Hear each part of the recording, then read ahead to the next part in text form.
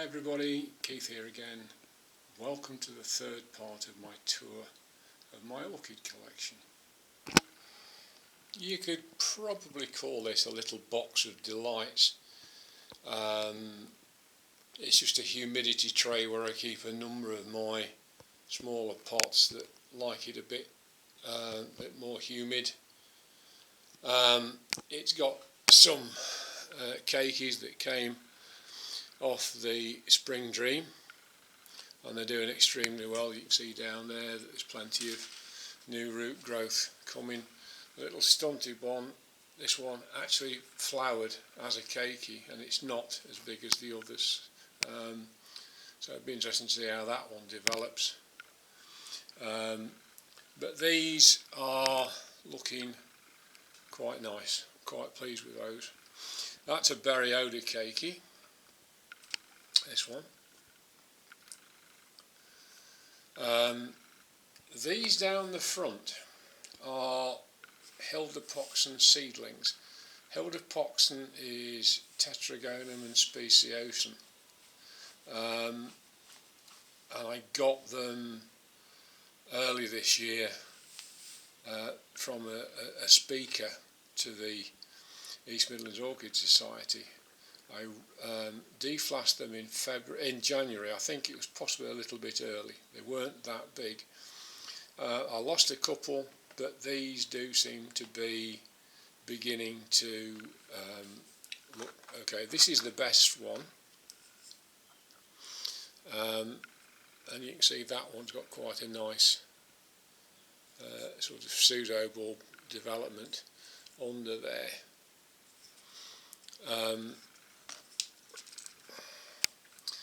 That is a berry odour keiki in the back. It was pushed in there because it wasn't very big and it wasn't very good. The leaves fell off, and I thought, oh well, never mind. But it's pulling up a new growth, so that's just filling the pot really with that one. And then we've got this one. Like all these seedlings, is a bit of a jumble, but it is growing. It's got roots, it's got new leaves. We're doing all right. The Equestris you saw in a previous segment before, and then we got a couple of more unusual ones. That is Tetragonum, also known as Tetrabaculum capistis York. And I got that at the Bournemouth Orchid Show. It was in flower when I got it. They're very odd little flowers, come from a sort of a sheath at the top of the cane. That one's got something inside the sheath, but I don't know if it'll actually do anything. I was surprised initially that I'd missed this new growth, but its speed of growth is quite astonishing. It really is amazing, and it's already far bigger than anything else on that plant. It's got the very typical four-sided cane, which gives it its name, Tetragonum. And that might very well flower well, because it was flowering on a much smaller growth before. So we'll see where that one goes.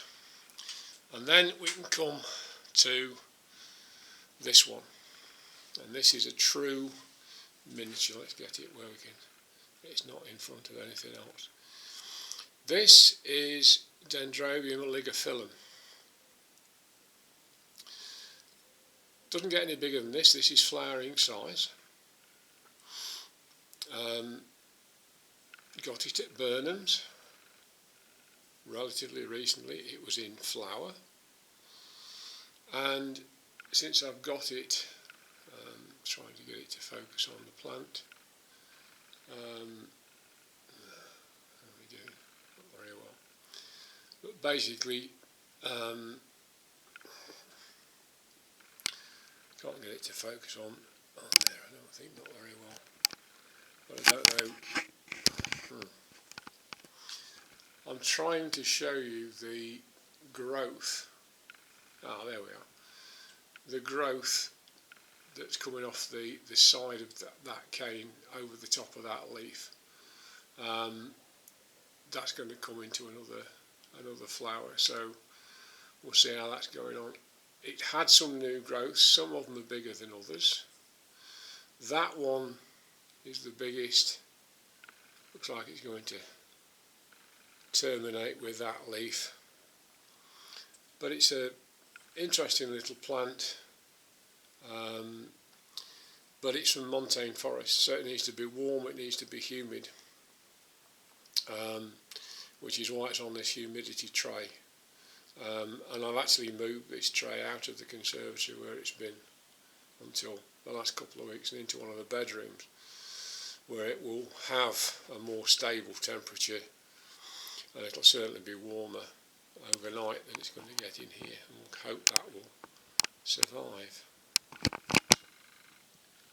And here is my last group of indoor orchids, the rest of my Dendrobiums.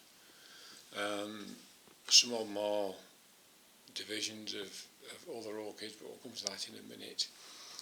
These first two I bought from Orchid Floriculturing, a Taiwanese company, at the Bournemouth 60th anniversary show.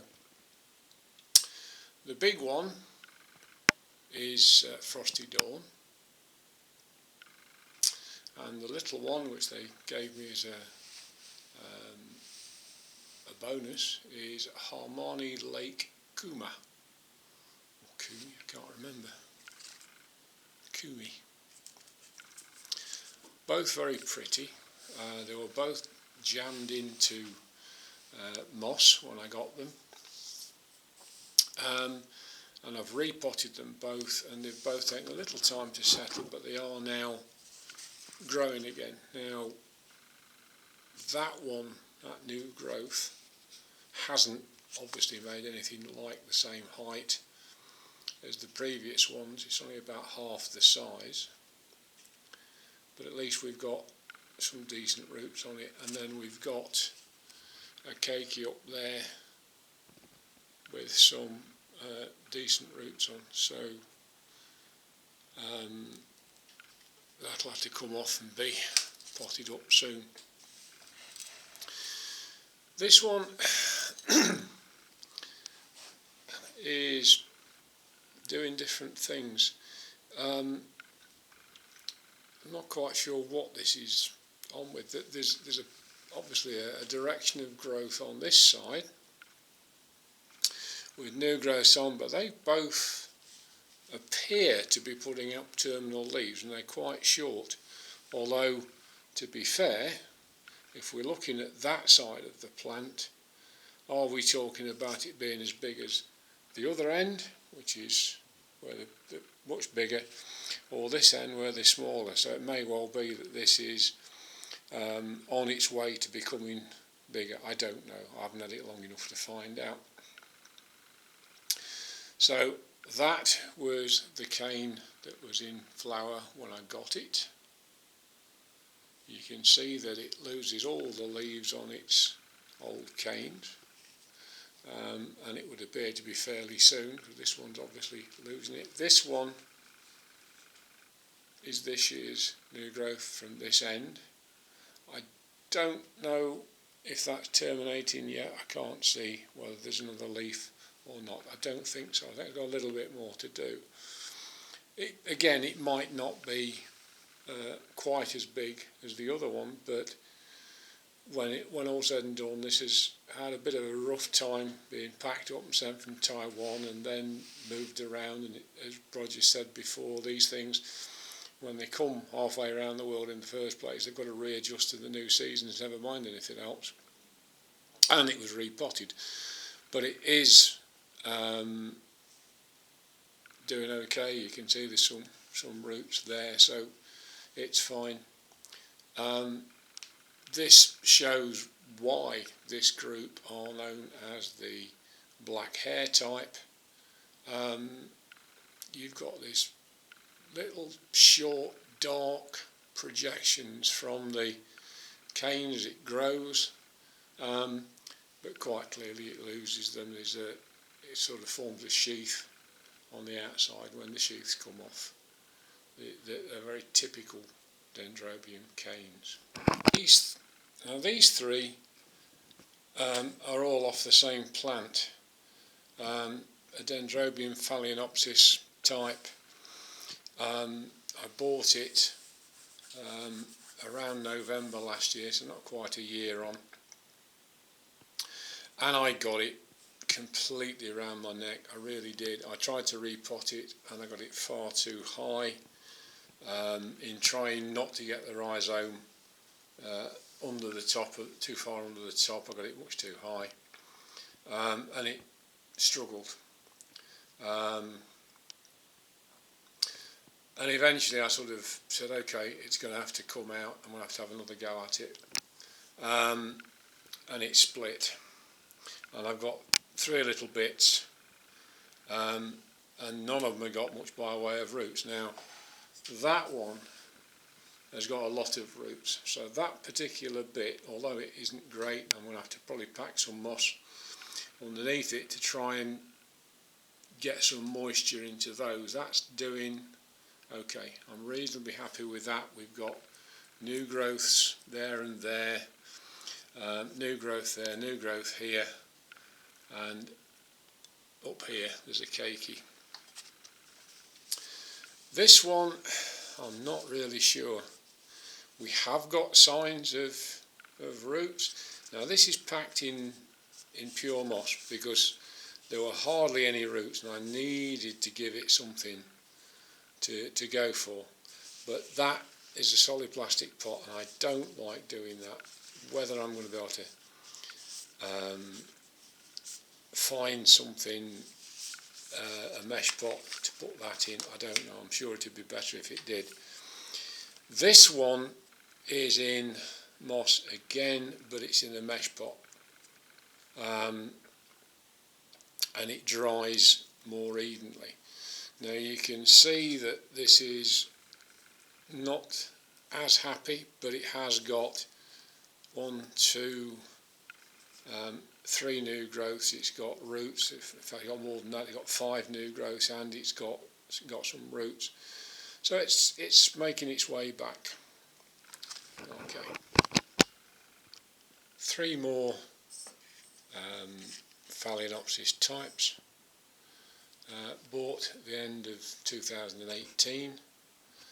This one is Sarnut Polar Fire, and this really I think shows you the difference between the one that we've had just now that struggled and when you can get to work with a plant where the canes are in better condition. Now this one was a relatively small plant, but we've got a decent sized new growth, which if it was upright would be bigger I think than the previous one. It's got quite a lot of growing to do because that's very fat and this one is just starting to develop that. I can't see any sign down there of a flower bud yet, but that is doing okay. I'm quite happy with that one. Now these two are out of the same pot. This one was just a little tiny piece that had been bodged in. It had tried to flower but not actually succeeded, and I'm not surprised. It's not really big enough. You can just see the tail end of the spike there. Not really big enough, and I'm not sure even if it tried to flower this year I'd be all that happy to let it do that. Though I think there's every possibility that it's going to try. I don't know how well you can see it, but right down in the bottom of there is a little shape which may well be a flower bud. We've got some nice roots in there. It's doing okay, and that may well be a long way off from being a big plant, but it's there, and I think we'll get that there in a few years' time. And then we've got this one. This was quite clearly the bigger part. Like the polar fire, it only had one large cane and a little tiny one. Oh, but I didn't say, these are Thailand Black, which is the most gorgeous deep purple flower. It's one I saw on several YouTube videos, and when I saw it just after Christmas last year, it says there bought 31st of December, it was on special offer just after Christmas at clearance, modest clearance prices, and it's just got to come home. And as you can see, that has put up an absolutely massive, relatively speaking, new growth. I mean, that, if that's the size of the new growth that this is going to develop into, that's going to be an impressive plant before very much longer. This I'm very sure is going to try and flower quite soon. There's definitely something down in there, which is where the first flowers tend to come from on these, although they can flower from further down the stem. So it will be very interesting to see if the old cane does it. Now, interestingly, although this thing is doing well and all the rest of it, this cane is shrinking a little bit. That one, the polar fire, hasn't. Now, whether that's because it's starting to pull energy out, I don't know. I'm going to have to, it feels as if it's getting ready for a water anyway. But it's interesting that the Thailand Black, because it's a very dark red flower, the anthocyanin pigment is coming out on these as it, under the influence of the sun. And the new growth had some of that on, but as the sun started to wane, then that pigment's obviously started to wane with it. And here we have the very last of the indoor orchids, the Dendrobium berryoda. 2 pieces out of the same pot, and 2 keikis. This thing is a keiki machine. Given half a chance, it puts a lot of keikis out. This was the first one that I took off. You saw another one I took off the same time as that one in that tray.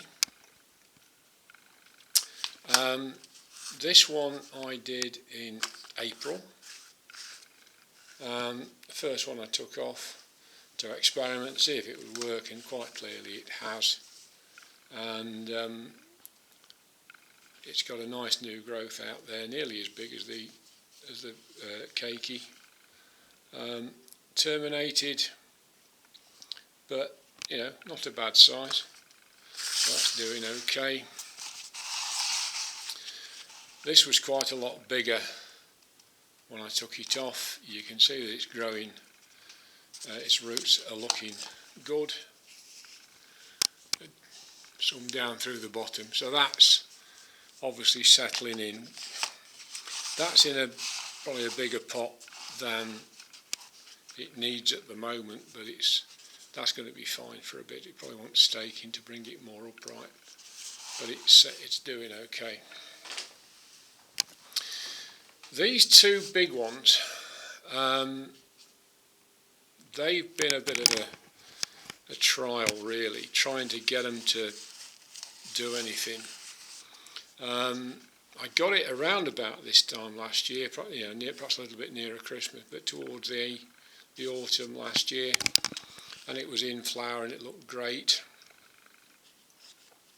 And as I keep saying, I think it knocked itself out with doing all the flowering. I think this is possibly one of the reasons why we have so much trouble sometimes with a new plant. Pardon the noise in the background. I think one of the neighbours is having some work done.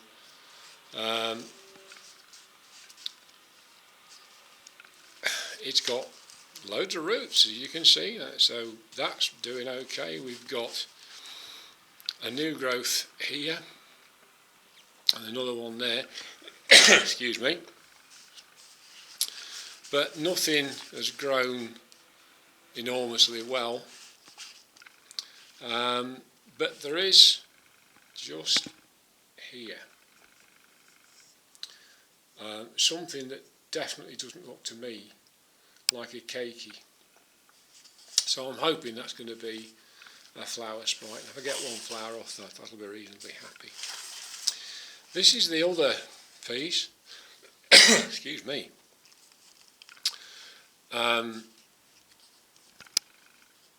Again, lots of roots. It's not doing ever so well overall.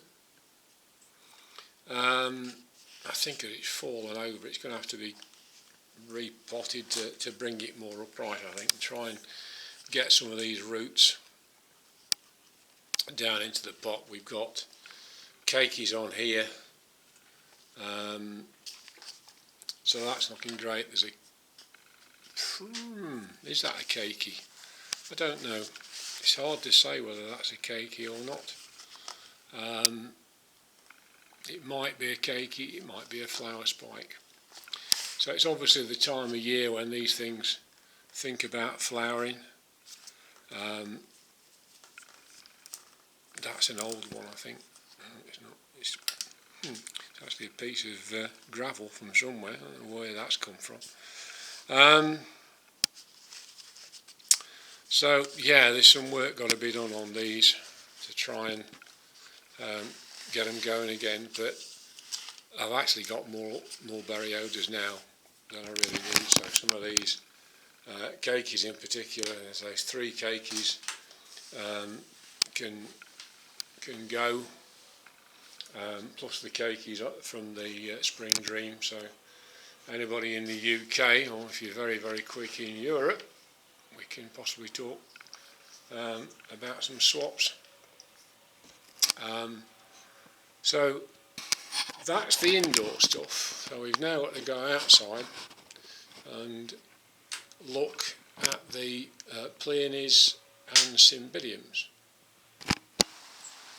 Okay, change of venue. These are my 5 Cymbidiums, which normally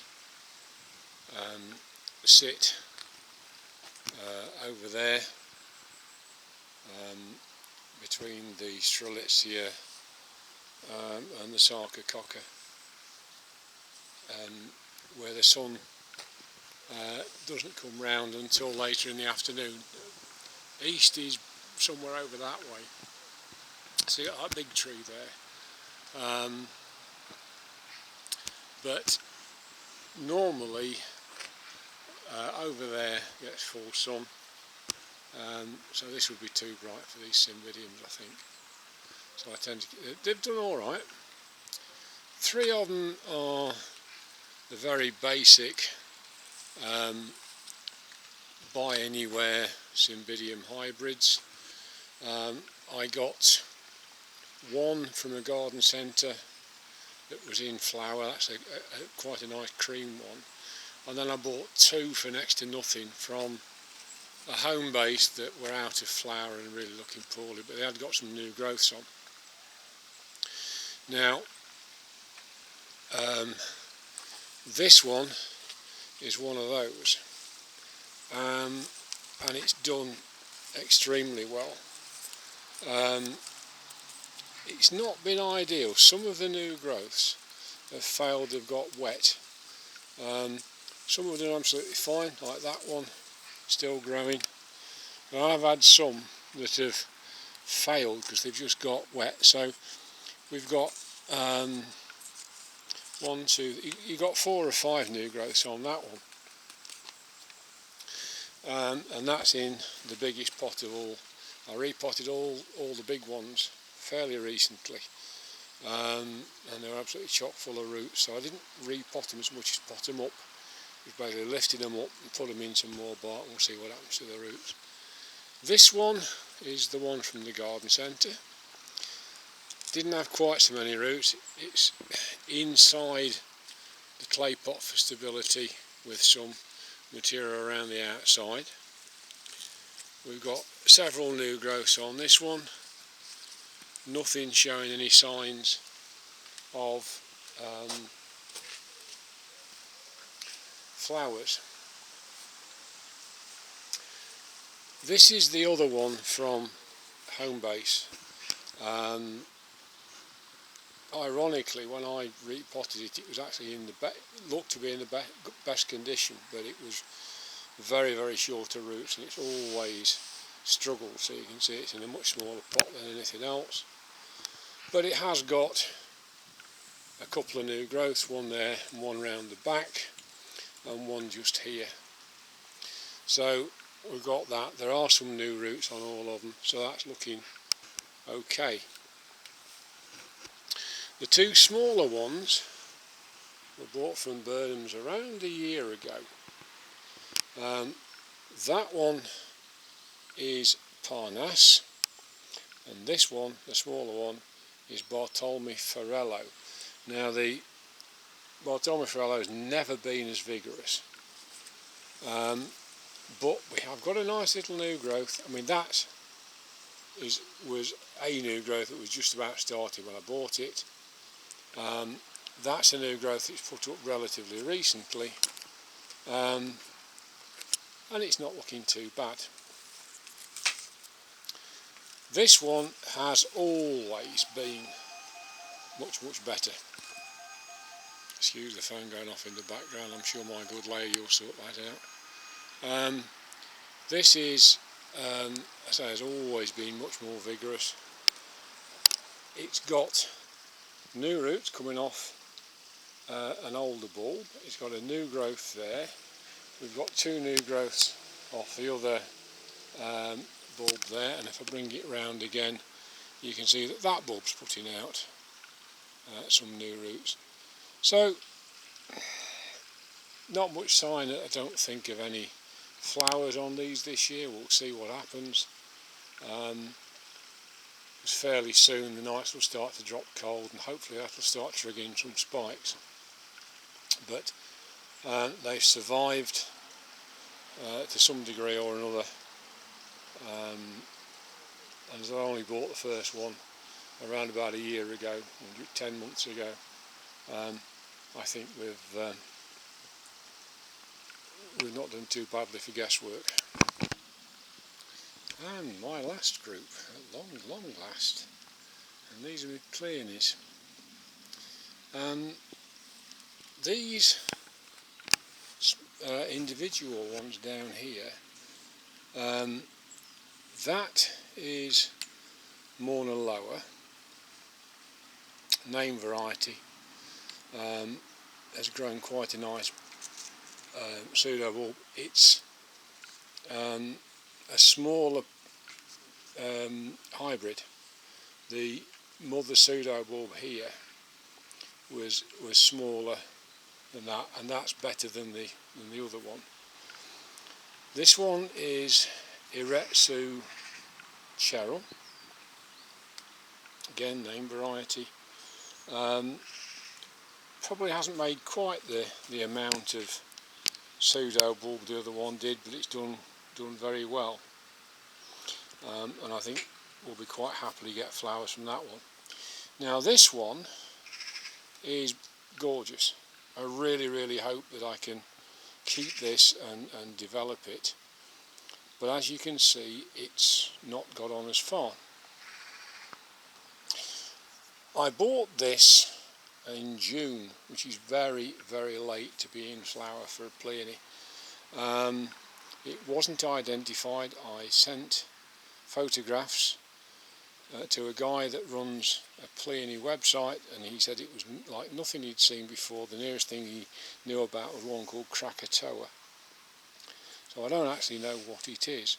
It's trying to catch up, but I think I'm going to have to bring that inside and risk it not flowering or not having quite as long a dormant period, just to try and make sure I get at least one of these pseudo bulbs to come up. Now these were the first ones that I bought, and I got them from Thompson & Morgan. There's supposed to be 2 of 3 different types.